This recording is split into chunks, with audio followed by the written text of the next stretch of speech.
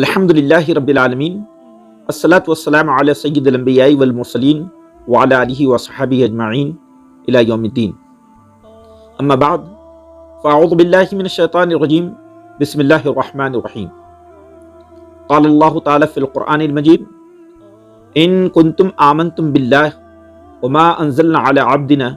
یوم الفرقان یوم التقى الجمعان، صدق اللہ العلی العظیم۔ رمضان اسلامک فیملی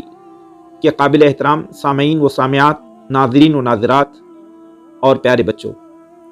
السلام علیکم ورحمۃ اللہ وبرکاتہ۔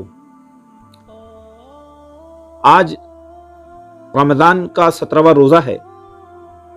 اور رمضان کی 17ویں تاریخ کو تاریخ اسلام کا ایک عظیم الشان معرکہ، ایک عظیم غزوہ جس کو ہم جنگ بدر کے نام سے جانتے ہیں،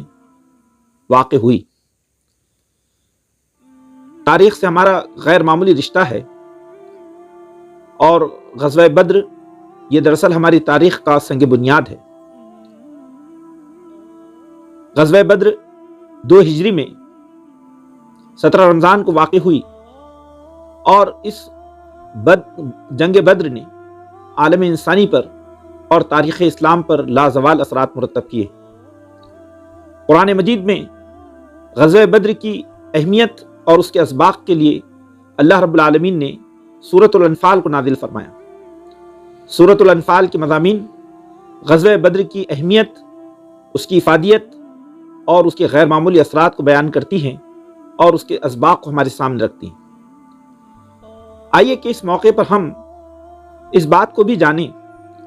کہ تاریخ کا قوموں سے کیا رشتہ ہوتا ہے۔ یہ حقیقت دنیا جانتی ہے کہ دنیا کی جو قومیں اپنی تاریخ سے جڑتی ہیں، اپنی تاریخ سے آگہی اور بصیرت حاصل کرتی ہیں، اپنی تاریخ کو یاد رکھتی ہیں، وہ دنیا کے اندر ہمیشہ تابندہ، روشن اور زندہ قومیں ہوتی ہیں۔ وہ خود شناس ہوتی ہیں، وہ خود نگر قومیں ہوتی ہیں۔ اور جو قومیں اپنی تاریخ کو بھلا بیٹھتی ہیں، اپنی تاریخ کے حقائق سے دور ہو جاتی ہیں، وہ قومیں خود فراموش ہوتی ہیں اور ایک داستان عبرت بن کر دنیا میں زندگی گزارتی ہیں۔ اللہ تعالیٰ نے ہمیں ایک ایسی امت میں پیدا کیا کہ جس کی تاریخ پوری انسانیت کی محسن تاریخ ہے، ہدایت کی تاریخ ہے، روشنی کی تاریخ ہے۔ غزوہ بدر کو سمجھنا بہت ضروری ہے کیونکہ غزوہ بدر نے فتوحات کا دروازہ کھولا۔ غزوہ بدر نے امت مسلمہ کو عالمی امت بنایا۔ غزوہ بدر نے اسلام کی دعوت کو روشن مستقبل عطا کیا۔ غزوہ بدر کے صحابہ تاریخ انسانی کے محسن اعظم ہیں۔ آئیے کہ اس نہایت ہی اہم معرکے کے بارے میں ہم بہت اختصار کے ساتھ کچھ حقائق کو سمجھنے کی کوشش کرتے ہیں۔ ہم جانتے ہیں کہ رسول خدا صلی اللہ علیہ وسلم نے قرآن کی اور توحید کی روشنی کو لے کر 13 سال تک مکے کی سنگلاخ زمین میں انسانوں کی ہدایت اور اصلاح کا کام کیا۔ قریش مکہ، کفار مکہ، طاغوت کے علمبردار آپ کے دشمن بن گئے، آپ کی جان کے پیچھے پڑ گئے، صحابہ اکرام کے قتل کے منصوبے بنائے۔ ایسے حالات میں اللہ رب العالمین نے آپ کو ہجرت کا حکم دیا۔ اللہ کے رسول صلی اللہ علیہ وسلم اور صحابہ مکے سے سب کچھ چھوڑ کر ہدایت کی خاطر، توحید کی محبت میں، حق اور سچائی اور صداقت کے لیے وہ اپنے وطن کو چھوڑ کر ہجرت کر گئے۔ صحابہ کرام مدینہ میں آ گئے، اللہ کے رسول صلی اللہ علیہ وسلم مدینہ میں آ گئے۔ اور مدینہ یہ جو اسلام کی پہلی ریاست ہے، یہ مدینہ جو اسلام کی ریاست ہے، یہ قرآن کے ذریعے فتح ہوا، یہ دعوت اسلامی کے ذریعے فتح ہوا۔ اللہ کے رسول صلی اللہ علیہ وسلم مدینہ میں تھے اور مدینہ میں فوراً اسلامی ریاست ظہور پذیر ہوئی، اور اس کے بعد میں کفار مکہ نے، قریش مکہ نے اس بات کو بھانپ لیا کہ اسلام کا یہ ٹمٹماتا ہوا چراغ جو عنقریب ایک روشن آفتاب میں تبدیل ہو سکتا ہے، اس کو مٹانا بہت ضروری ہے۔ لہذا انہوں نے اپنے سارے اسباب اور اپنی ساری قوتوں کو جمع کرنا شروع کیا، بڑے پیمانے پر مادی اور مالی وسائل اور نفری وسائل کو جمع کرنا شروع کیا، اور اسی سلسلے میں انہوں نے تجارت کو بین الاقوامی سطح پر پھیلایا تاکہ اس کے نفع کے ذریعے وہ ایک فیصلہ کن جنگ اہل اسلام سے کر سکیں۔ لہذا انہوں نے ایک قافلہ جو ابو سفیان کی سربراہی میں جو سردار مکہ تھا، اس کی سربراہی میں ایک قافلہ شام کے لیے روانہ کیا، جو بہت سارے اسباب تجارت کے ساتھ، کروڑوں اور لاکھوں کی ملکیت کے ساتھ جو قافلہ شام سے واپس لوٹ رہا تھا۔ اب آپ دیکھیے کہ اللہ رب العالمین نے مدینہ میں جو اسلام کی چھوٹی سی ریاست کے قیام کا موقع مسلمانوں کو عطا فرمایا، تو یہ دراصل عربوں کی تجارتی شاہراہ، یعنی کہ بزنس ہائی وے جس کو ہم کہہ سکتے ہیں، جو عربوں کی معیشت کی رگے جاں ہیں، یا اس کا سمجھیے کہ اس کی جو ہے نبض ہے، یہ دراصل مدینہ سے ہو کر گزرتی تھی۔ یہ اسلامی ریاست کے حدود میں تھی، اور اللہ کے رسول صلی اللہ علیہ وسلم کی جو جنگی حکمت عملی تھی، اس میں ایک چیز یہ بھی شامل تھی کہ قریش مکہ کو مسلمانوں کی طاقت کا احساس ہو، اور انہیں یہ معلوم ہو کہ مسلمان یہ دراصل لوہے کے چنے ہیں، یہ کوئی لقمہ تر نہیں جس کو چبا لیا جائے۔ لہٰذا اللہ کے رسول صلی اللہ علیہ وسلم نے اس شاہراہ پر، اس تجارتی شاہراہ پر اپنی فوجی جو ہے گشت بڑھا دی، اور پھر یہ ہوا کہ جب قافلہ تجارت ابو سفیان کی سربراہی والا اچھا خاصا نفع لے کر ملک شام سے واپس ہو رہا تھا، اور درمیان میں اسے مدینہ کی اسلامی ریاست سے گزرنا تھا، تو اللہ کے رسول صلی اللہ علیہ وسلم کو اس کی خبر ہوئی۔ اللہ کے رسول صلی اللہ علیہ وسلم نے اپنے صحابہ سے مشورہ کیا، اور صحابہ سے یہ بات رکھی کہ یہ جو تجارتی قافلہ ہے، اس کے مال و اسباب کو حاصل کرنا بہت ضروری ہے، کیونکہ یہ سرکش لوگ ہیں اور یہ ہمیں بہت نقصان پہنچا چکے ہیں۔ لہٰذا اللہ کے رسول صلی اللہ علیہ وسلم کی سربراہی میں 313 افراد پر مشتمل، صحابہ کرام کی پاکیزہ جمعیت پر مشتمل ایک فوج تشکیل دی گئی، جو بے سر و سامانی کا ایک عجیب منظر ان کے درمیان میں تھا کہ بمشکل 70 اونٹ تھے، 2 گھوڑے تھے، اور اکثر کے پاس تلواریں بھی نہیں تھی، کچھ لاٹھیاں تھیں اور کچھ تیر تھے، اور یہ لوگ ایک اللہ کے رسول صلی اللہ علیہ وسلم کی قیادت میں منظم طریقے سے صف بندی کے ساتھ میدان کی طرف چل پڑے۔ اب ہم دیکھتے ہیں کہ تاریخ نے ایک عجیب و غریب اس حالات کو دیکھا کہ قافلے کا جو سردار ہے، جو سربراہ ہے ابو سفیان، اس نے قریش مکہ کو فوراً اس کی اطلاع دی۔ وہ بہت زیرک اور ذہین آدمی تھا، اس نے فوراً قریش مکہ کو اور سرداران مکہ کو یہ پیغام بھیجا کہ قافلے کی حفاظت کے لیے فوراً فوجی لشکر کو روانہ کریں۔ اب پہلے ہی سے اہل مکہ جنگ کی تیاریوں میں مصروف تھے، انہیں جب اس بات کا اشارہ ہوا تو ان کے اشرار نے پوری طاقت لگا دی، اور تمام سرداروں نے سر جوڑ کر ایک منظم فوج کو تشکیل دیا۔ ابو جہل، ابو لہب اور دیگر بڑے جو سردار تھے، امیہ بن خلف، عتبہ، شیبہ، ولید، یہ سارے لوگ، امیہ بن خلف، انہوں نے پورے مکہ کے لوگوں کو ورغلایا، اور ورغلانے کے بعد میں اس میں شیطان بھی کار فرما تھا، ایک بڑا لشکر لے کر، جس لشکر کے بارے میں قرآن نے کہا کہ وہ ذات شوکتن، بڑی شوکت والا فوجی ساز و سامان کا لشکر تھا، استکبار اس کے اندر تھا، غرور تھا، گھمنڈ تھا، جو زمین کو جو ہے رونتے ہوئے اور لوگوں کے درمیان اپنے غرور اور استکبار کا اظہار کرتے ہوئے مکے سے نکلا۔ 1000 سے زیادہ جو ہے فوجی اس میں تھے، اور ایسے فوجی جو مکے کی سرزمین پر معروف جنگجو تھے وہ اس میں شامل تھے۔ اور یہ جو قافلہ ہے، یہ جو فوج کا جو لشکر ہے، یہ دراصل میدان بدر کے قریب تک پہنچا۔ ابو سفیان نے ان کو پیغام بھیجا کہ ہمارا قافلہ محفوظ ہے۔ ابو سفیان نے ایک تدبیر کے ذریعے اپنے قافلے کو ساحل سمندر کی پٹی سے نکال لیا، اور اللہ کے رسول صلی اللہ علیہ وسلم نے بھی اس کو جانے دیا، اور ابو سفیان نے یہ بات اس لشکر کو بتائی، فوجی لشکر کو یہ پیغام بھیجا، اور ان کو سمجھایا کہ دیکھو، اب لڑنے بھیڑنے اور جنگ کرنے کا کوئی فائدہ نہیں ہے، ہمارا تجارتی قافلہ بحفاظت نکل چکا ہے، لہذا ہم سب واپس مکہ چلے جائیں اور یہ جنگ نہ کریں۔ لیکن ابو جہل کے اوپر شیطان سوار تھا، اس نے تمام لوگوں کو ورغلایا اور کہا کہ دیکھو، اس سے اچھا موقع بعد میں ملنے والا نہیں ہے، آؤ کہ ایک بار کی حملہ کر دیں اور مدینے کی ریاست کو سبوتاز کر دیں، نیست و نابود کر دیں۔ لہذا ابو جہل کی شرارتوں اور فتنہ انگیزیوں کے نتیجے میں اس نے جو ہے کفار مکہ کو جنگ کے لیے آمادہ کر لیا۔ اللہ کے رسول صلی اللہ علیہ وسلم بھی ان ساری چیزوں سے باخبر تھے۔ اللہ کے رسول صلی اللہ علیہ وسلم نے مدینے سے آپ کا قافلہ نکل چکا تھا، اور پھر ان کے سامنے یہ بات رکھی کہ دیکھو، دونوں میں سے کسی ایک لشکر کے ساتھ مٹبھیڑ ہونے والی ہے۔ ایک وہ لشکر ہے کہ جو مکہ سے نکل چکا ہے، کفار مکہ کا، اور ایک قافلہ تجارت ہے۔ اس وقت قرآن مجید نے اس کا ذکر کیا ہے، لیکن آپ دیکھیے کہ کیسی حیرت انگیز بات ہے کہ اللہ کے رسول صلی اللہ علیہ وسلم نے صحابہ کے سامنے سے مشاورت فرمائی اور ان کے سامنے کہا کہ یہ معاملہ ہے کہ ہماری جنگ ہے وہ دراصل ایک بہت فیصلہ کن جنگ ہے، لیکن اس میں آپ لوگوں کی رائے اور آپ لوگوں کی آمادگی بہت ضروری ہے۔ مہاجرین سے لوگ اٹھے، حضرت ابوبکر صدیق اٹھے، حضرت عمر فاروق اٹھے اور انہوں نے کہا اللہ کے رسول آپ حکم دیجیے، ہم ایسے کام کر دکھائیں گے جس سے آپ کی آنکھوں کو ٹھنڈک پہنچیں گی، اے اللہ کے رسول ہم آپ کے حکم کے منتظر ہیں۔ 2 مرتبہ اللہ کے رسول صلی اللہ علیہ وسلم نے اپنا اندیا جو ہے لوگوں کے سامنے ظاہر کیا اور لوگوں کی آمادگی معلوم کرنے کی کوشش کی۔ اسی درمیان جو انصار کے سردار ہیں، بڑے سردار سعد بن معاذ اور حضرت مقداد رضی اللہ عنہم، یہ لوگ اٹھے، انہوں نے کہا اللہ کے رسول آپ کی نگاہ ہماری طرف اٹھتی ہے اور ایسا محسوس ہوتا ہے کہ آپ ہماری رائے جاننے کے منتظر ہیں۔ اللہ کے رسول صلی اللہ علیہ وسلم کے چہرے پر سوالیہ نشانات تھے کہ ہاں ایسا ہی ہے۔ تو حضرت سعد بن معاذ نے کہا کیا اللہ کے رسول صلی اللہ علیہ وسلم یہ بات سچ ہے کہ آپ مدینہ تشریف لائے تو ہمارے معاہدے میں یہ چیز درج تھی کہ مدینہ میں ہم آپ کی نصرت کریں گے اور آپ کو پناہ دیں گے، لیکن اللہ کے رسول اس میں جنگ شامل نہیں تھی، لیکن اللہ کے رسول ہم آپ پر ایمان لائے،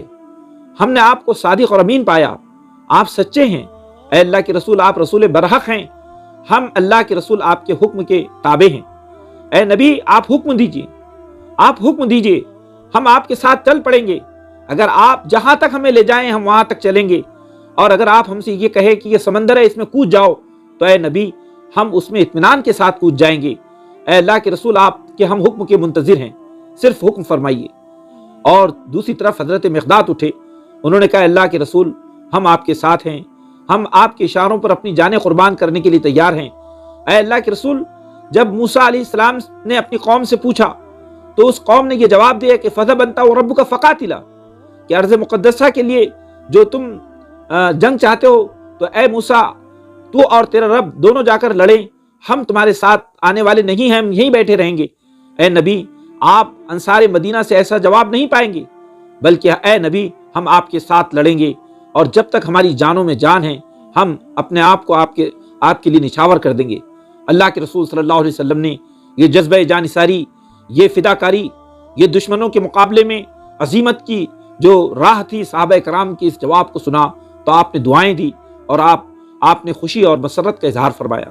اور پھر اس قافلے کو لے کر نکلے۔ حیرت انگیز بات یہ کہ یہ قافلہ جو بے سر و سامانی کے ساتھ مدینے سے نکلا، اس قافلے میں تین صحابہ کے حصے میں ایک اونٹ آیا،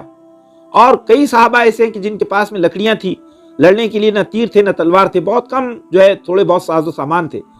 اور اس کے ساتھ میں یہ نکلا تو لیکن ڈسپلن، عدل اجتماعی، سوشل جسٹس، مساوات فوج کے درمیان جو تھا وہ دنیا کی تاریخ کا عجیب و غریب تھا کہ جو فوج کے جنرلز ہیں، جو فوج کے کمانڈرز ہیں، جو وقت کا سلطان ہیں، وہ بھی اپنی باری پر اونٹ کی نکیل پکڑ رہا ہے اور غلام اونٹ پر بیٹھا ہوا ہے، عام سپاہی اونٹ پر بیٹھا ہوا ہے۔ ایسا منظر تاریخ نے کبھی نہیں دیکھا کہ ایسی فوج بھی راستوں سے گزری ہو۔ نعرے تکبیر اور عظمت الہی کے نعرے گونج رہے ہیں اور یہ قافلہ میدان بدر کی طرف رواں دواں ہے۔ اب یہ تاریخ تو بہت طویل ہے کہ کیسے حالات پیش آئے، کس طرح سے اس قافلے میں، اس فوجی کارواں میں نوجوان شریک ہوئے۔ حضرت حمام شریک ہوئے جو نوجوان تھے، بالکل کم عمر تھے، 16 سال کی عمر تھی، اور انہوں نے اللہ کے رسول صلی اللہ علیہ وسلم سے جو ہے بغیر اجازت جنگ میں شریک ہو گئے، اور جب اللہ کے رسول نے دیکھا کم عمر نوجوان ہیں تو اللہ کے رسول نے ان کو کہا کہ تم واپس چلے جاؤ، تو وہ زار و قطار رونے لگے، تو اللہ کے رسول صلی اللہ علیہ وسلم نے ان کو جو ہے اجازت دے دی۔ اسی طرح سے معاذ اور معوذ ہیں کہ جو بہت جو ہے چھوٹے بچے ہیں، ابھی جو ہے 14-15 سال کے بچے ہیں، اور وہ دونوں کے دونوں جنگ میں جو ہے ضد کر کے شریک ہوئے، اور ان کے ذہن میں بھی ایک منصوبہ تھا۔ اللہ کے رسول صلی اللہ علیہ وسلم نے ان کو بھی اجازت دی، اور ہم دیکھتے ہیں کہ یہ پورا قافلہ جذبہ شہادت سے سرشار اور عالم انسانی کی سب سے بڑی جنگ، جو جنگ پورے انسانیت کے لیے احسان تھی، اس کے لیے یہ قافلہ رواں دواں ہوا۔ جب اللہ کے رسول صلی اللہ علیہ وسلم میدان بدر میں پہنچے تو آپ صلی اللہ علیہ وسلم نے میدان بدر میں جگہ کا انتخاب کیا۔ دوسری طرف کفار مکہ میدان کے ایک حصے پر قابض تھے۔ اللہ کے رسول صلی اللہ علیہ وسلم نے جس جگہ کا انتخاب کیا، وہاں پر صحابی رسول حضرت حباب بن منذر نے اللہ کے رسول صلی اللہ علیہ وسلم سے کہا کہ اے نبی، کیا یہ اللہ کا حکم ہے کہ ہم اس جگہ پر قیام فرمائیں، خیمہ زن ہو؟ اللہ کے رسول نے کہا نہیں، یہ میری حکمت اور تدبیر ہے تو اللہ کے رسول صلی اللہ علیہ وسلم سے حباب بن منذر نے کہا اللہ کے رسول میں ایک رائے دینا چاہتا ہوں کہ پانی کے چشموں کے قریب ہم اپنی جائے قیام بنائیں، وہ زیادہ مناسب ہے، پانی کے چشمے بھی محفوظ رہیں گے اور ہم وہاں سے زیادہ آسانی سے دشمن پر ہدف اس پہ ٹارگٹ کر سکیں گے۔ اللہ کے رسول نے حباب بن منذر کی اس رائے کو تسلیم کیا اور بہت اس سے متاثر ہوئے اور اپنے وہاں خیمہ زن ہوئے، اور اس طرح سے آپ نے ایک امت مسلمہ کے لیے سبق دیا کہ امرہم شورا بینہم، کہ ہمارے کام شورائیت کے ساتھ انجام پائیں گے۔ پھر اللہ کے رسول صلی اللہ علیہ وسلم نے میدان بدر میں صحابہ کرام کی فوجی تنظیم کی، وہاں پر جو ہے بہت ساری ذمہ داریوں کو تقسیم کیا۔ حضرت حمزہ رضی اللہ تعالیٰ عنہ کے ہاتھ میں پیادہ فوج کی پوری کمانڈ دی، اور اسی طرح سے حضرت علی رضی اللہ تعالیٰ عنہ مہاجرین کے پرچم کے علمبردار بنے، حضرت سعد بن معاذ جو ہے وہ انصار کے پرچم بردار بنے، اور پورے اسلامی فوج کے پرچم بردار جو بنے وہ حضرت مصعب بن عمیر جو نوجوان تھے، وہی مصعب بن عمیر کہ جو اللہ کے رسول صلی اللہ علیہ وسلم نے جن کو مدینے میں دعوت و تبلیغ کے لیے نقیب بنا کر بھیجا تھا، جو غزوہ احد میں شہید ہوئے اور جنہوں نے مدینے کی اسلامی ریاست کی تعمیر میں غیر معمولی جو ہے کام کیا تھا۔ مصعب بن عمیر پوری فوج کے علمبردار تھے، اور دیکھیے تاریخ کی حقیقت بھی کیسی ہے کہ جو دشمن کی فوج ہے، کفار مکہ کی فوج ہے، اور اس فوج کا جو پرچم بردار ہے اور علمبردار ہے وہ مصعب بن عمیر کا سگا بھائی ہے، وہ ہے عزیر بن عمیر جو کہ حضرت مصعب بن عمیر کے بھائی ہیں۔ یہ عجیب و غریب جنگ تھی، تاریخ نے آج تک ایسی جنگ نہیں دیکھی ہوگی کہ اس جنگ کے اندر یہ جنگ جو ہے حق و باطل کی جنگ تھی، حق کی طرف سے باپ ہے اور باطل کی طرف سے بیٹا ہے۔ ادھر اللہ کے رسول صلی اللہ علیہ وسلم کی فوج میں حضرت ابوبکر صدیق ہیں، اور ادھر کفار کے لشکر میں ان کا بیٹا عبد الرحمن ہے۔ ادھر اللہ کے رسول صلی اللہ علیہ وسلم ہیں اور ادھر ان کے چچا عباس بن عبد المطلب ہیں۔ ادھر جو ہے تو حضرت مصعب بن عمیر ہے، اور ادھر جو ہے تو ادھر ان کے جو بھائی ہیں عزیر بن عمیر ہے۔ ایسا منظر تھا کہ ایک عجیب و غریب منظر تھا، جس کا قرآن مجید نے جو ہے ذکر کیا کہ یہ لوگ اللہ اور اس کے رسول کی محبت میں محبت ان پر غالب ہیں، اور یہ محبت جو ہے اس سے بڑی ان کے نزدیک کسی کی محبت نہیں ہے۔ توحید کی محبت، حق کی محبت، صداقت کی محبت ان کی دلوں میں تھی۔ پھر اس کے بعد میں اللہ کے رسول صلی اللہ علیہ وسلم کئی وہاں پر واقعات پیش آئے، وہ واقعات کے لیے اتنا وقت نہیں ہے، لیکن یہ کہ یہ جنگ کی پوری صف بندی کے بعد، اس کے پورے تنظیمی جو ہے عمل کے بعد، اللہ کے رسول صلی اللہ علیہ وسلم ایک ٹیلے پر جہاں آپ کا قیام تھا اس کو عریش کا نام دیا گیا، وہاں پر آپ خیمہ زن تھے تاکہ وہاں سے پورے میدان جنگ کو بغور دیکھ سکیں۔ وہاں پر رات کے اندھیرے میں آپ مسلح بچھاتے ہیں، آپ کے بازو میں حضرت ابوبکر صدیق کھڑے ہیں، اور دیکھتے ہیں کہ اللہ کے رسول سجدہ ریز ہیں اور اتنا رو رہے ہیں، اتنا جو ہے آپ تڑپ تڑپ کے اللہ سے دعائیں مانگ رہے ہیں کہ اے اللہ میں اپنے ساتھیوں کو لے کر، یہ جماعت جو کہ میرے جو ہے کمزور ساتھیوں، ایسے ساتھیوں کی جماعت ہے کہ جنہوں نے بڑی قربانیاں دی ہیں، جو بے سر و سامانی کے عالم میں یہاں پہنچے ہیں، میں لے کر آ گیا ہوں۔ اور اس وقت آپ کی زبان مبارک سے وہ جملہ نکلا کہ ان تہلک هذه العصابہ لا تعبد بعدها فی الارض، اے اللہ اگر یہ فوجی دستہ، یہ چھوٹی سی جماعت اگر آج شکست کھا گئی، ہلاک ہو گئی، تو پھر روئے زمین پر تیری عبادت نہیں کی جائے گی، روئے زمین پر جو ہے تیری پرستش اور تیری پوجا نہیں کی جائے گی، تو پوجا نہیں جائے گا قیامت تک۔ کیوں اللہ کے رسول صلی اللہ علیہ وسلم کی زبان مبارک سے کلمات نکلے؟ کیونکہ وہ 313 صحابہ جو تھے، وہ 313 صحابہ دراصل نبی آخر کی امت تھے، اور یہ امت کا ہر اول دستہ تھا۔ انہی کے ذریعے وہ عالمی امت وجود میں آنے والی تھی، جو پوری دنیا کے سامنے توحید کے علمبردار، حق و صداقت کے علمبردار اور وحی الہی کی امین امت بننے والی تھی، اس کی ترجمان بننے والی تھی۔ یہ 313 صحابہ جو ہے عالم انسانی کے محسن اعظم تھے۔ اگر یہ 313 شکست کھا جاتے تو اب انسانی دنیا میں ایسی امت باقی نہیں رہتی جو انسانی دنیا کو حق و صداقت کی طرف لاتی۔ لہذا اللہ کے رسول صلی اللہ علیہ وسلم کی اس دعا میں امت مسلمہ کا مستقبل، امت مسلمہ کی تشکیل و تعمیر کا مقصد، امت دعوت اسلامی کا مستقبل، یہ ساری چیزیں آپ کی اس دعا میں شامل تھی۔ یہ دعا دراصل قیامت تک پیدا ہونے والے جو ہے امت مسلمہ کے نسب العین کو واضح کر رہی تھی کہ یہ امت زمین میں داعی الی الخیر ہیں، یہ امت زمین میں حق و انصاف کے علمبردار امت ہے۔ حضرات گرامی، یہ بہت سوچنے کی نکات ہیں، ہم اس کو سوچتے نہیں ہیں، غور و فکر نہیں کرتے، اس پر غور کیجیے۔ جب یہ کلمات اللہ کے رسول کی زبان سے ادا ہو رہے ہیں کہ پھر اللہ کی طرف سے جبریل تشریف لائیں اور جبریل نے آپ کو خوشخبری سنائی کہ اے پیغمبر اللہ کی طرف سے خوشخبری ہو، آپ کے لیے اللہ تعالیٰ نے آسمان سے فرشتوں کو نازل فرمایا ہے، جو فرشتے کل میدان جنگ میں آپ کے ساتھ ہوں گے، اور اللہ کے رسول کو وہ ساری بشارتیں دی گئیں کہ یہ جنگ کیسے آپ جیتیں گے۔ لہذا اللہ کے رسول صلی اللہ علیہ وسلم جو ہے اللہ کے رسول صلی اللہ علیہ وسلم آرام فرما ہوئے، اور صحابہ کرام بھی سونے لگے کہ آسمان سے اللہ نے پانی نازل فرمایا، ينزل الغیث وینزل الماء، قرآن کہتا ہے کہ ہم نے آسمان سے پانی نازل کیا، لیطہر قلوبکم، تاکہ تمہارے دلوں کو پاک کر دے، ولیربط، اور تمہارے دلوں کو مضبوط بنا دے۔ یعنی اللہ نے آسمان سے بارش نازل فرمائی، جو بارش ایک رحمت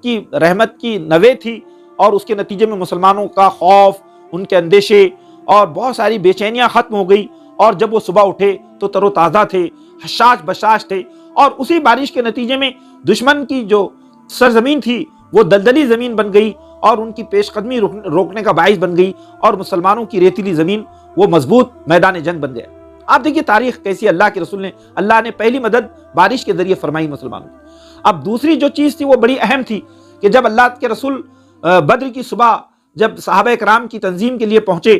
تو اللہ کے رسول صلی اللہ علیہ وسلم نے صحابہ کرام کو خوشخبری سنا دی کہ تمہارے لیے خوشخبری ہو کہ آج میدان بدر میں قریش نے اپنے جگر پاروں کو، اپنے جگر گوشوں کو لا کر تمہارے سامنے ڈال دیا ہے۔ اقباد القریش، قریش کے جگر کے ٹکڑے تمہارے سامنے ہیں، اور دیکھو کہ قریش کے بڑے بڑے متکبر یہاں مارے جائیں گے، یہاں ہلاک ہوں گے، یہاں موت کے گھاٹ اتار دیے جائیں گے۔ یعنی اللہ کے رسول نے اتنی بصیرت کے ساتھ تمام ایمان والوں کو یہ بات بتائی کہ یہ جنگ قریش کے لیے کتنی گھاتک اور کتنی نقصان دہ ہے۔ پھر اللہ کے رسول صلی اللہ علیہ وسلم نے اس میں کئی واقعات پیش آئے۔ جب میدان شروع ہوا، میدان جنگ سے پہلے ایک جنگ کا ایک چھوٹا سا نقشہ ہوتا ہے جس کو مبارزت کہتے ہیں۔ کفار مکہ کی طرف سے 3 بڑے پہلوان، جن کو الفیہ پہلوان کہا جاتا ہے، کہ ایک شخص 1000 فوجیوں کا مقابلہ کر سکتا ہے، تو 3 بڑے پہلوان جس میں عتبہ، شیبہ اور ولید، یہ تینوں پہلوان میدان میں اتارے گئے، جو گھوڑوں پر تھے اور بہت سرکش تھے، اوپر سے نیچے تک پورے فولاد میں جو ہے فولاد کے لباس پہنے ہوئے تھے، زرہ بختر پہنے ہوئے تھے۔ اور ان کے مقابل انصار کے 3 لوگ میدان میں آئے۔ انہوں نے کہا کہ یہ انصار کے تینوں اگرچہ اشراف ہیں، لیکن یہ ہمارے مقابل کے لوگ نہیں ہیں، اے محمد ہمارے مقابل کے لوگ بھیجو۔ اللہ کے رسول نے ان کے لیے کہا کہ ہاں تمہارے مقابل کے لوگ ہم بھیجیں گے۔ اللہ کے رسول نے اپنے جگر گوشوں کو میدان میں اتارا، حضرت علی، حضرت حمزہ اور حضرت عبیدہ بن حارث کو اتارا، جو اللہ کے رسول کے نہایت قریبی رشتہ دار تھے، آپ کا خونی جگر تھے۔ اور آپ نے اس کے ذریعے انسانی تاریخ کو یہ سبق دیا کہ اسلام کی پہلی جنگ میں رسول خدا نے اپنے جگر گوشوں کو اتارا، تاکہ لوگوں کو یہ معلوم ہو کہ رسول خدا نے جب جان دینے کی باری آئی تو سب سے پہلے اپنے جگر کے ٹکڑوں کو میدان میں اتارا۔ پھر اس کے بعد میں تاریخ نے دیکھا کہ جنگ شروع ہوئی، حضرت حمزہ اور حضرت علی نے دونوں سرکشوں کو جو ہے موت کے گھاٹ اتار دیا جو ان کے مقابل میں تھے، اور عبیدہ بن حارث جس کے مقابل میں تھے شیبہ کے، تو شیبہ وہ جنگ جاری تھی اور شیبہ بھی وار کر رہا تھا کہ حضرت علی آگے بڑھے، اور انہوں نے جو ہے اس کا شیبہ کا بھی کام تمام کر دیا۔ اور اس طرح سے پہلے مبارزت میں، پہلے جو ہے جنگی نمونے میں عرب کے تینوں بڑے سردار اور بڑے جنگجو جو الفیہ پہلوان تھے وہ موت کے گھاٹ اتار دیے گئے۔ اور اس کے بعد میں ہم دیکھتے ہیں کہ حضرت حمام جو ہے وہ بھی میدان جنگ کے پہلے شہید قرار پائے، وہ جن کے بارے میں نے ابھی آپ کے سامنے رکھا۔ کئی واقعات پیش آئے، ان واقعات کا ذکر کرنے کے لیے موقع نہیں ہے۔ صحابہ کرام کے ہاتھ میں جو کھجوریں تھیں وہ پھینک دی گئی تاکہ جنت کی کھجوریں پا سکیں۔ پھر دیکھتے ہیں کہ حضرت عبد الرحمن بن عوف کہتے ہیں کہ میرے پاس 2 نوجوان آئے، معصوم نوجوان جو نوخیز نوجوان تھے، اور ایک بھائی میرے کان میں پوچھتا ہے کہ ہمیں ابو جہل بتائیے، دوسرا بھائی پوچھتا ہے کان میں ابو جہل بتائیے، اور دونوں چپکے سے پوچھتے ہیں، ابو جہل کی شناخت حاصل کرتے ہیں۔ گویا کہ ان میں سے ہر ایک کا ٹارگٹ ابو جہل ہے، لیکن وہ سوچتے ہیں کہ ابو جہل کو میں ہلاک کرنا چاہتا ہوں کہ کوئی دوسرا جو ہے اس کو ہلاک نہ کرنے پائے، جو عرب کا اتنا بڑا سردار تھا، جس کو اللہ کے رسول نے کہا کہ یہ میرے دور کا فرعون ہے۔ ہر نبی کو ایک فرعون سے مقابلہ پیش آتا ہے، اور میرے زمانے کا فرعون جو ہے ابو جہل ہے۔ تو معاذ اور معاوض یہ دونوں جو افرا کے بیٹے تھے، ان کے چشم چراغ تھے، یہ جو ہے یعنی بالکل ایسا چیتے کی طرح جھپٹے، اور انہوں نے آنے واحد میں ابو جہل کا کام تمام کر دیا۔ وقت کا فرعون وہ جو ہے اسلامی فوج کے معمولی بچوں کے ذریعے موت کے گھاٹ اتار دیا گیا۔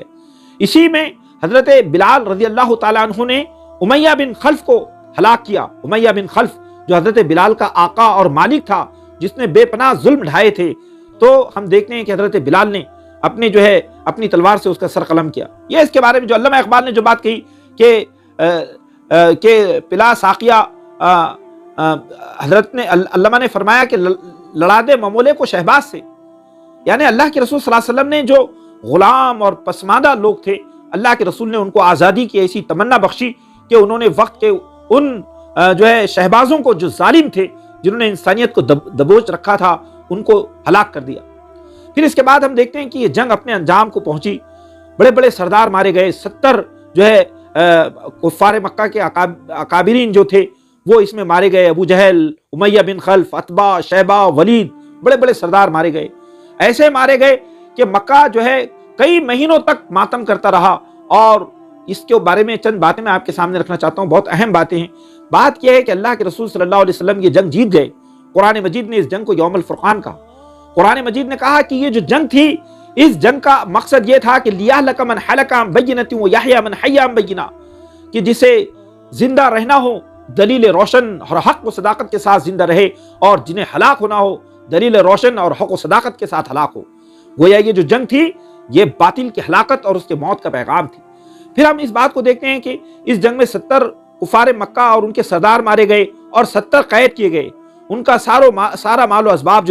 میدان جنگ میں چھوڑ کر وہ ایسا ہیبت کے ساتھ بھاگے کہ اس کا اندازہ نہیں کر سکتے. اور صحابہ کرام میں سے 6 مہاجرین شہید ہوئے اور 8 انصار شہید ہوئے. گویا کہ 14 صحابہ کرام میدان بدر میں شہید ہوئے. پھر اس کے بعد میں اللہ کے رسول صلی اللہ علیہ وسلم اللہ کے حضور انہوں نے سجدہ شکر بجا لایا. اور ایک تاریخ ہے، اس کے کئی اسباق ہیں. اس کے بعد ہم دیکھتے ہیں کہ اللہ کے رسول نے مدینے کی طرف حضرت عبداللہ بن رواحہ کو بھیجا تاکہ وہ اہل مدینہ کو خوشخبری سنائیں. جب اہل مدینہ نے ان خبروں کو سنا تو ان کی خوشی کی انتہا نہیں تھی، کیونکہ کوئی یہ گمان نہیں کر سکتا تھا کہ 313 کا ایسا لشکر جو بے سر و سامانی اور نہایت ہی نفری اعتبار سے کم تھا، اس نے عرب کی سب سے طاقتور ترین فوج کو شکست فاش دی. اس جنگ نے عالمی سطح پر غیر معمولی اثرات مرتب کیے. اس جنگ نے عالمی سطح پر کیا اثرات مرتب کیے کہ یہ جنگ قیصر و کسریٰ کے ایوانوں میں اس کی گونج محسوس کی گئی. یہ دنیا کے بڑے بڑے سیاسی ایوانوں کے اندر اس پر تبصرے ہونے لگے، اور لوگوں نے محسوس کیا مدینہ کی جو اسلامی ریاست ہے، جو چند ہزار نفوس پر مشتمل ریاست ہے، یہ ریاست عنقریب دنیا کی ایک عظیم طاقت میں تبدیل ہونے والی ہے. آئیے کہ اس جنگ کے تعلق سے کچھ باتیں، ایک جو اسباق ہیں اس کا پہلا سبق کیا ہے؟ اس جنگ نے بتایا کہ صبر و عزیمت اور اپنی دعوت پر اعتماد اور اپنی صفوں کا انتظام، انصرام اور ارتباط یہ دراصل زندگی ہے. قرآن مجید نے کہا یا ایھا الذین آمنوا اطیعوا اللہ ورسولہ ولا تنازعوا فتفشلوا وتذہب ريحکم واصبروا ان اللہ مع الصابرین. کیا ہے لوگوں جو ایمان لائے ہو، اللہ اور اس کے رسول کی اطاعت کرو اور باہم نزاعات کے اور جھگڑوں کے شکار نہ بنو. اگر تم باہم انتشار کا شکار ہوں گے اور تنازعات کا شکار بنو گے تو تمہاری ہوا اکھڑ جائے گی. صبر کا راستہ اختیار کرو، ثبات کا راستہ اختیار کرو. یہ ہم کو جنگ بدر کے پیغام ملتا ہے. پھر ہم دیکھتے ہیں کہ جنگ بدر میں دعا اور توکل علی اللہ کی بات ملتی ہے کہ اللہ کے رسول صلی اللہ علیہ وسلم نے دعا کو ایک ہتھیار کے طور پر استعمال کیا، اور صحابہ کرام میں اللہ کی ذات پر غیر معمولی توکل اور اعتماد اس جنگ میں جھلکتا ہے کہ ہم جیت کر رہیں گے. جس امت کو اپنی دعوت پر غیر معمولی اعتماد ہو اور جس کے آپس میں ایک دوسرے کی جو کیفیت ہے وہ بنیان مرصوص کی ہو، تو وہ اگرچہ چھوٹی سی نفری ہو دنیا کی عظیم طاقتوں کو شکست فاش دے سکتی ہے. یہ جنگ بدر کا پیغام ہے. اسی طرح ہم دیکھتے ہیں کہ جنگ بدر کے بہت سارے رموز ہمارے سامنے آئے ہیں کہ اس جنگ نے دنیا کو بتایا کہ جو اخلاقی بنیادوں پر جو لوگ جنگ لڑتے ہیں وہ کتنے اعلیٰ درجے کے اخلاقی مظاہرے کرتے ہیں. کہ جب 70 جنگی قیدی مدینہ پہنچے تو اللہ کے رسول صلی اللہ علیہ وسلم نے ان قیدیوں کے ساتھ میں حسن سلوک کا حکم دیا. یہ قیدی جو مسلمان گھروں میں تھے، یہ قیدیوں نے مسلمانوں کے اخلاق کو دیکھ کر اسلام قبول کر لیا، بہت سارے قیدیوں نے، اور بہت سارے قیدی فدیہ دے کر چھڑائے گئے. ان قیدیوں میں حضرت مصعب بن عمیر کے جو بھائی ہیں عزیر بن عمیر، وہ بھی گرفتار تھے. تو حضرت مصعب بن عمیر نے جن کی یہ قیدی تھے ان سے کہا کہ اس کو ذرا کس کر باندھو، یہ بڑے مالدار گھر کا بچہ ہے، اس کی ماں بہت فدیہ دے گی، اس کو ذرا اچھے سے مضبوطی سے باندھو. تو عزیر نے کہا کہ مصعب تم میرے سگے بھائی ہو اور تم میرے بارے میں یہ بات رکھتے ہو؟ تو انہوں نے کہا کہ مجھے محبت اس شخص سے جو تجھے باندھ رہا ہے کہ وہ حق کا علمبردار ہے اور میری محبت حق کے ساتھ ہے۔ پھر اسی کے ساتھ ہم دیکھتے ہیں کہ جو غریب جنگی قیدی تھے، جو فدیہ نہیں دے سکتے تھے، اللہ کے رسول نے بعض ایسے لوگوں کو چھوڑ بھی دیا ہے، اور کچھ ایسے بھی تھے کہ جن کا اللہ کے رسول پر، جن کے بزرگوں کا احسان تھا، اللہ کے رسول نے ان کے ساتھ بھی احسان کی روش اختیار کی۔ اور کچھ لوگ ایسے تھے کہ جن کے پاس دینے کے لیے کچھ نہیں تھا، لیکن وہ لوگ پڑھے لکھے تھے، تو اللہ کے رسول نے ان سے کہا کہ تم مدینے کے 10 بچوں کو پڑھنا لکھنا سکھا دو، یہی تمہارا فدیہ ہے۔ اور انہوں نے 10 بچوں کو پڑھنا لکھنا سکھا دیا۔ اور تاریخ بھی اس حقیقت پر حیرت زدہ ہے کہ اسلامی تاریخ کا ایک بہت بڑا اسکالر زید بن ثابت رضی اللہ تعالیٰ عنہ، انہی جنگی قیدیوں کے پاس انہوں نے ابتدائی تعلیم حاصل کی تھی، جو میدان بدر میں حاصل ہوئی تھی، میدان بدر کی جو قیدی تھی۔ ہم ہوتا ہے کہ نبی کریم صلی اللہ علیہ وسلم کا ویژن کیا تھا کہ آپ نے جنگی قیدیوں کے ذریعے تعلیم و تربیت کا کام لیا اور مدینے کے اندر علوم کے چراغ۔ پھر اس کے بعد میں یہ جو ہے، اس جنگ نے دراصل امت مسلمہ کو ایک نیا اعتماد دیا۔ اس جنگ کے اسباق میں یہ بھی چیز شامل ہیں کہ جب تک یہ امت اللہ کی ذات پہ بھروسہ رکھے گی، اپنی دعوت کے لیے جانثاری اور فداکاری کا جذبہ اپنے اندر پیدا کرے گی، یہ امت اعلیٰ اخلاقی کردار سے مزین ہوگی، اس کی صفوں میں اتحاد و اتفاق ہوگا، اور یہ امت اللہ کی نصرت پر یقین رکھے گی، تو انشاءاللہ آج بھی بدر کا منظر اس کے لیے دوبارہ زندہ ہو سکتا ہے۔ جیسے علامہ اقبال نے کہا تھا کہ اتر سکتے ہیں گردوں سے قطار اندر قطار اب بھی، یعنی فضائے بدر پیدا کر فرشتے تیری نصرت کو اتر سکتے ہیں گردوں سے قطار اندر قطار اب بھی۔ یہ بہت اہم چیز ہے میرے نوجوان دوستو۔ آئیے کہ اس روشن تاریخ سے ہم سبق حاصل کریں، اپنی زندگیوں کو میں اس کی روشنی کو شامل کریں۔ ہم دراصل دنیا کے اندر حق کی خاطر، صداقت کی خاطر، سچائی کی خاطر، انسانی تمدن کو صحیح بنیادوں پر تعمیر کرنے کے لیے ہم جو ہے دعوت اسلامی کو، وحی الہی کے پیغام کو دنیا کے سامنے پیش کریں۔ رمضان کے اس مبارک موقع میں یہ جو عظیم الشان تاریخی واقعات پیش آئے، غزوہ مکہ پیش آیا، فتح مکہ پیش آیا 19 رمضان کو، 17 رمضان کو غزوہ بدر پیش آئی، اور اسی میں بڑے بڑے جو ہے معرکوں کی تربیت اسی ماہ مبارک میں ہوئی۔ تو دراصل اس ماہ مبارک کا انتخاب اللہ تعالیٰ کی اس حکمت کا یہ حصہ ہے کہ یہ ماہ مبارک دراصل امت کو اخلاقی اعتبار سے اور ہر اعتبار سے اس امت کو روحانی اور فکری اعتبار سے تیار کرتا ہے۔ جنگ بدر نے ایک پیغام یہ بھی دیا ہے کہ ہم آگاہ رہے، ہم جسمانی اعتبار سے بھی فٹ رہے۔ اگر آپ میدان بدر کو دیکھیں گے کہ تو صحابہ کرام کا فٹنس حیرت انگیز تھا، حیرت انگیز فٹنس تھا۔ حضرت علی نے اس وقت جس انداز سے نیزہ پھینک کر اپنے دشمن کی آنکھ میں مارا کہ اس نیزے نے جو ہے اس کی آنکھ کے اندر سے جا کر اس کے سر کے باہر نکل گیا، اور وہ جو ہے تڑپ تڑپ کر زمین پر گرا اور مر گیا۔ تو حضرت علی کی یہ غیر معمولی قسم کی جو فوجی مہارت تھی، یہ مہارت بھی ہمیں بتاتی ہے کہ کس درجے کے وہ لوگ تھے۔ یا ایھا الذین آمنوا خذوا حذرکم، اے لوگوں جو ایمان لائے ہو ہمیشہ اپنے آپ کو تیار رکھو۔ تو یہ گویا کہ جسمانی فٹنس، فزیکل فٹنس بھی اس میں ہمیں دکھائی دیتی ہے۔ تو یہ چند اسباق ہیں جو اس غزوے سے ہمیں حاصل ہوتے ہیں۔ آئیے کہ ہم اللہ سے دعا کریں کہ اللہ تعالی ہمیں امت مسلمہ کو اپنے داعیانہ منصب کو سمجھنے کی توفیق عطا فرمائیں، ہمیں اپنے تاریخ کو پوری بصیرت کے ساتھ سمجھنے کی توفیق عطا فرمائیں، ہماری صفوں میں اتحاد و اتفاق پیدا فرمائیں، اور عالم انسانی کی تعمیر میں انسانی دنیا کو ہدایت ربانی سے جو ہے جوڑنے میں اپنا جو کردار ہے وہ ادا کرنے کی توفیق عطا فرمائیں۔ آمین یا رب العالمین، وآخر دعوانا الحمدللہ رب العالمین۔